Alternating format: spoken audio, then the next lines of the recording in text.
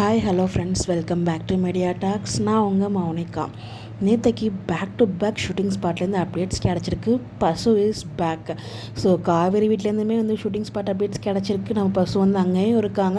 அதே மாதிரி விஜய் வீடு இருக்கு இல்லையா, தாத்தா பாட்டி வீடு, அங்கேயுமே பசுபதி போயிருக்காங்க. 2 லொக்கேஷன்லேருந்துமே பார்த்திங்கன்னா அவருக்கு ஷூட்டிங் போயிருக்கு. ஸோ லோடிங் அப்படிங்கிற மாதிரிலாம் போட்டிருக்காங்க. ஆல்ரெடி அங்கே போயிட்டுருக்க சமூகமே எங்களால் தாங்க முடியல. நீங்கள் வேறு பெரிய இது பண்ணிடாதீங்க பாஸ் அப்படிங்கிற மாதிரி தான் மைண்ட் செட் இருக்குது. ஆனால் 2 இடத்துலையுமே போயிருக்காரு. ஸோ விஜய் வீட்டில் போய்ட்டு என்ன பண்ணுறாருன்னு தெரியல. இங்கே கண்டிப்பாக விஜய் வீட்டில் போனார்னா ராகினி, வெண்ணிலா அண்ட் இவர் இருக்கார் இல்லையா பசு, 3 பேருமே ஒரு காம்பினேஷனே ஒரு கேங்காக மாறதுக்கு நிறைய ஹைலி சான்சஸ் இருக்குது. என்ன பண்ண காத்துட்ருக்காரோ தெரியல. ஸோ தாத்தா அண்ட் விஜயுமே அங்கே தான் இருக்கார். ஸோ விஜய் திருப்பி எதுக்கு அங்கே போயிருக்காரு நமக்கு தெரியல. ஸோ ஏதாவது ப்ராப்ளம் பண்ணுறாங்களா நம்ம விடிலா என்ன நமக்கு தெரியல. ஏன்னா ஆல்ரெடி அவ்வளோ ப்ராப்ளம் பண்ணி தான் விஜய் அங்கே போனாங்க. அதே மாதிரியே பார்த்திங்கன்னா இப்போயும் அங்கே போயிருக்காங்கன்னா ஏதாச்சும் ஒரு ப்ராப்ளம் பண்ணியிருப்பாங்களோ அப்படிங்கிற மாதிரி எனக்கு தோணுது.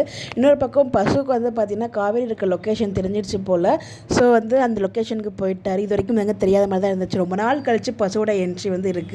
அவர் இருந்தால் கொஞ்சம் கண்டிப்பாக வீக்காக ஃபேவராக தான் இருக்கும். அவர் பண்ணுறது வில்லத்தனமாக இருந்தாலும் கண்டிப்பாக அந்த விஷயங்கள் எல்லாமே வீக்காக ஒரு ஃபேவரபுளாக தான் இருக்கிறது வரைக்கும் அப்படி தான் இருந்திருக்கு. ஸோ என்ன நடக்க போகுதுன்னு ஒன்றும் புரியல. உங்களுக்கு எதுவும் கேஸ் இருந்தால் மறக்காமல் கமெண்ட்டில் ஷேர் பண்ணுங்கள்.